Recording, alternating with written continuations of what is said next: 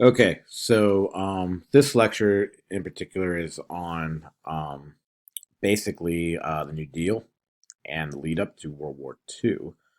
Um, I think the best thing to do is keep up with the reading. We're talking chapters 20 and 21 still. Next week will be the material on World War II and the prep for the midterm. So we go back one slide.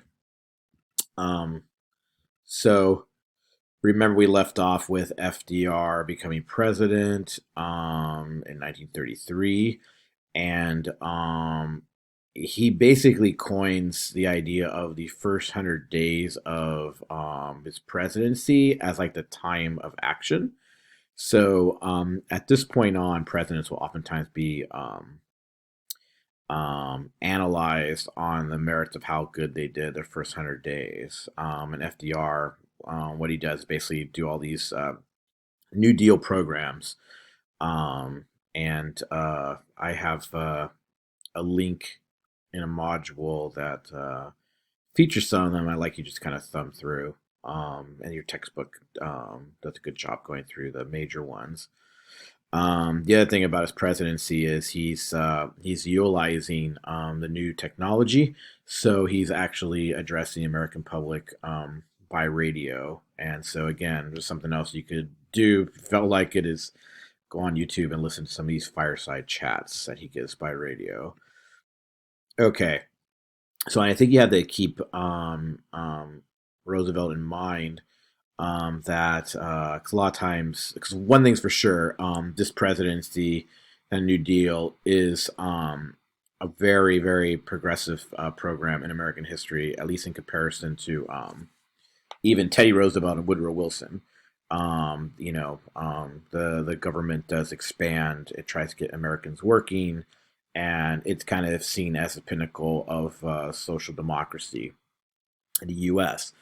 Now, more conservative political thinkers will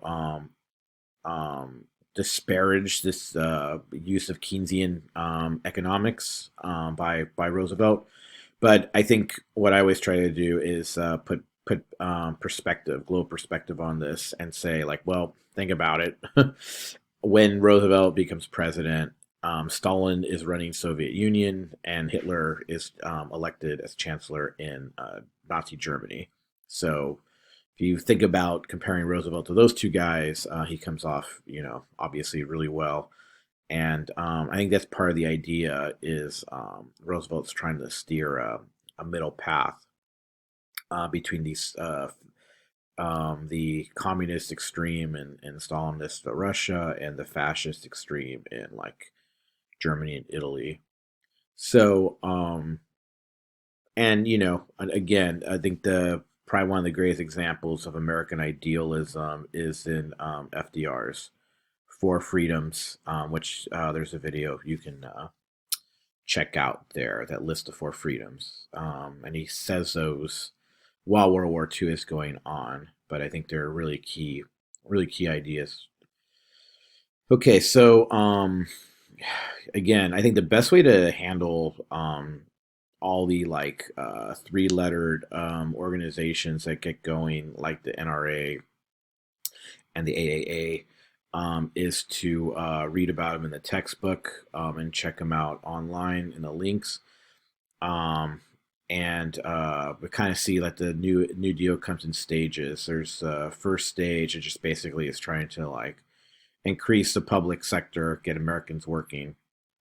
Um, the second New Deal really works. The big thing come out of the second New Deal is Social Security, and so we still have that today. The other thing is that Roosevelt is way more pro labor, probably the most pro labor presidency up to this date. In fact, um, the way that organized labor tried to fight against industry and the owners was were called sit down strikes, where people would basically, instead of like picketing outside the business, they would go to the work. They would go to work and sit down like a newspaper and refuse to move and refuse to work.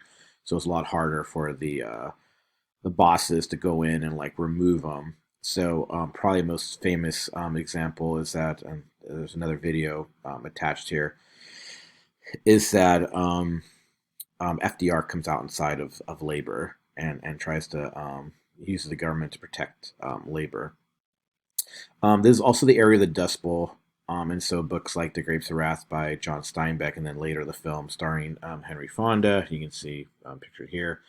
Um, Really, it's a good way to like get through literature and film to get a look at the just how messed up the situation was because of the depression and then this dust bowl that hit the Midwest, South Midwest.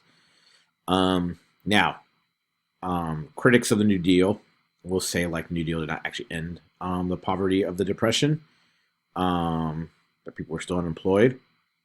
Um, but and they'll say it's World War II that ended the depression, which is true. The business that comes from the war really does pick up, and you get like the high point in the 1950s. Um, but it obviously has done a lot. It really did change the face of American government. And some, well, we would talk later when we get to like the more modern times on, the legacy of the New Deal. But yeah, so that is the New Deal. Again, I think the best way to go about it is to continue to read Foner on this and look at examples of New Deal via the links. Let's see. Okay. I'm not going to talk about much about that. Now, quickly in Latin America, and I would actually read to check out these videos. So there's a lot of videos. Next couple of slides, so that's why I'm not going to really address them. But you should know FDR's good neighbor policy. So with with the 1930s rolling around, FDR wanted to have a better relationship with Latin America, one that did not mean occupying countries like we saw last time in places like Haiti, Dominican Republic, and Cuba, and Nicaragua. So under FDR, he opened up what's called the good neighbor policy. So this one was way more non-interventionist, and it relied on cinema, the new media that was coming out since the early 20th century and starting to be really what I would say perfected in the 1930s, using movies to kind of sell the good neighbor policy. So here's a musical, which is literally Good Neighbors, like dripping all over this musical, where you see Carmen Miranda dancing, singing, and the American Marines hanging out with them, and you have like this camaraderie there. There's a commercial for Chiquita Banana, which actually plays off this Miranda character. And then finally, you have Donald Duck and Disney get along and the good neighbor policy. So I'd ask you to check out those videos to kind of see, how they use media to sell good neighbor policy. When the war does start, the U.S. is neutral, even though FDR is supporting the Allied powers, basically France and Britain. And through the Lend-Lease policy, he's selling American products to the British in particular, as they're trying to hold off the Nazi invasion. So that'll take me to I think this is the last slide. Yeah. So last slide for this week is music, and again for this I would say check out the clips.